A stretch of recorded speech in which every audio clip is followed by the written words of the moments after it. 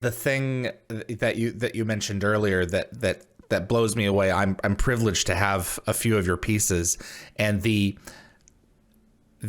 accuracy by which 99% of them are duplicated, you know, when they're willed into solid reality. They took the time to make it almost precisely what is on the page, and in some cases precisely what is on the page. They're just magicians, you know, those fabricators. And that's just it. And that's why I say, you know, there's nothing I couldn't draw that they couldn't build. And I wasn't getting stuff back that was kind of like what I drew. I was getting back what I drew. And this leads back to that very early comment you made about, you know, it's like Martin Garrow said, I never get over the glee, the little kid glee at seeing something that I've drawn made into, you know, something you can either walk around in or hold or what have you.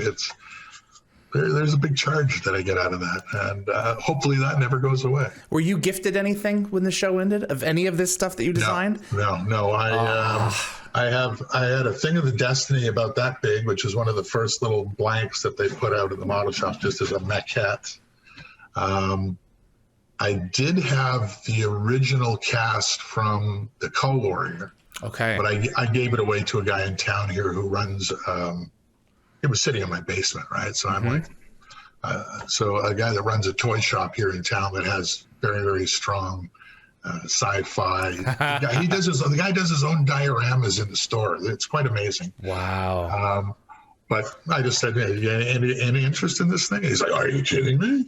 He couldn't believe it. It was like his birthday when I think dropped this thing. It was just unfinished. It had one of Boyd's little tattoos that we were eventually going to put onto the finished piece that has been laid in as a test.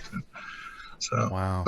But for me, no, I don't really have anything. I got the little gate they gave us all as, you know, mementos, the Atlantis gate. But other than that, no, I didn't take anything away from me. And as I told you, I don't know. I'm still getting data recovery people to check into it, but we had that flood and I lost 2 towers that were sitting on the floor in the basement. And right next to them were, unfortunately, what's that saying about eggs in one basket? Exactly. I had the hard drives that I backed things off onto were also down there. They all got damaged in the flood. So I'm hoping that a percentage of it will be, we'll be able to get back. But I still have almost all my original hand drawings in my sketchbooks and stuff like that. The only thing I ever handed over, because I was under contract to do that, was the final digital versions that were used to create or go into the show itself. I didn't think they wanted all my little scribbles and half thought out ideas and stuff like that. So all that stuff's still taking up space in my garage. It's the language of the show, you know, from season to season was so consistent in terms of the design language. You have something like this that was created for, you know, a clip show, you know, with a remarkable actor. I was going to say, not just any clip That's show. exactly right. With Homer friggin' Simpson. That's it. And it becomes a core component of all 3 series. I mean, when you were given the opportunity to design this, I doubt they told you, okay, we need you to design a little plastic piece that looks like a stone that's going to be the methodology for much of our storytelling for the next, 7, 8 seasons of the franchise. Yeah, no, they had no idea at the time. So, it came in and that was for Citizen Joe, and that's potentially where it was going to live and die. And then they, I guess, just liked the ability to use it potentially as a plot forwarding device, right? That's what it comes down to. As much as anything, That's right. And that's what they called the PFDs too, the little things that they use on Atlantis, the portable Walkman thing. The Palm Pilots.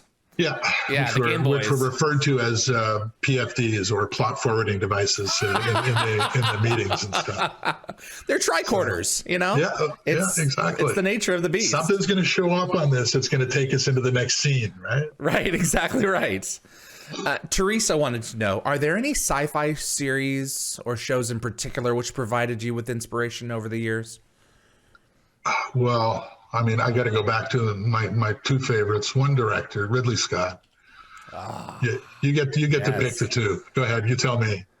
Well then, if it's Ridley Scott is one, then George Lucas. I mean, no, I'm just saying out of his works, Alien. Oh, Alien, Blade Runner. Alien, and absolutely. Runner. And that's, absolutely. I mean, those two shows are basically the premise for almost every sci-fi thing that's been done since, as far as I'm concerned. I mean, there are people who have found other creative ways to represent stuff, but I mean, when I was doing the Destiny, there are some homages to Ridley in there. Yeah. I mean, having just like the central communication room with 5 corridors going off of it. They don't look anything like his, but the idea of that layout it's so smart, because it allows you to confuse the audience so easily into, well, you walk them down here, you turn a corner, oh, they go out there, and you turn a corner. You don't know where you are anymore. And it really spoke to being able to make the Destiny with basically one set in one stage, and I filled the stage, feel like a ship that just goes on and on and on and on and on. And, Ridley was largely behind that sort of feel. And Andy Makita in the very beginning of Air did that move through the ship, up through the floors and everything.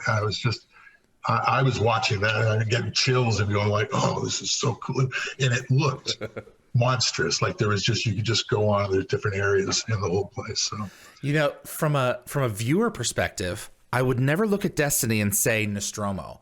I would say Nautilus, 20,000 Leagues Under the Sea. But from a production design standpoint, in terms of layout and everything else, you're right. It is Nostromo in terms of how you would move. And I wasn't speaking to his design aesthetic. I was speaking to just how clever he had been with putting that ship together. I mean, the one area that I loved the most in the alien ship was that area where it was raining inside, where the interior. He went to look for the cat, and there's all the chains. Yeah. And condensation, because the ship is so big inside. I'm like, oh my God, that's brilliant. Yeah, absolutely. And when we did the seed ship, the one that our little aliens were living on, yes, the Ursini. Yes, the Ursini. Yes, thank you, Mr. Database Central. Not always right. Oh no, you're going to get 90% right compared to me. My memory for that kind of detail is not what it should be, perhaps. But that ship being just a mechanical ship, that was fun for me, because I could create spaces that people weren't supposed to theoretically be in, and they were just really it's narrow, a factory, tight core. Exactly. Yeah. And then setting up that one shot of the gates being built into that was something I really wanted to do. I did a map for that, and they weren't sure they were going to have the money to be able to afford the digital work for that particular scene, but at the end of the day they acquiesced and put it in. And it was so funny too, because they pulled Volker and I think it was Volker that pulls Rush into that room and says, hey, look, and thought he'd be all excited. And Rush is like, yeah, whatever. Yeah, well, you know what? I'm going to be perfectly honest with you here.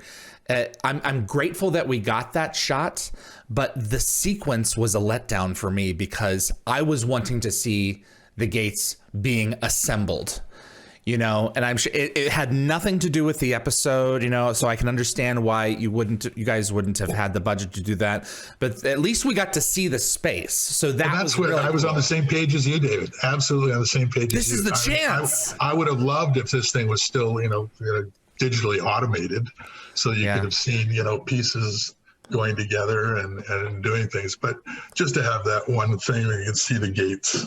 Yeah, exactly. You can see the assembly line, Kind of tells the story. Exactly right. Thanks for watching this clip from Dial the Gate. You can find the full live stream shows on our YouTube channel, or visit dialthegate.com for the complete schedule. See you on the other side.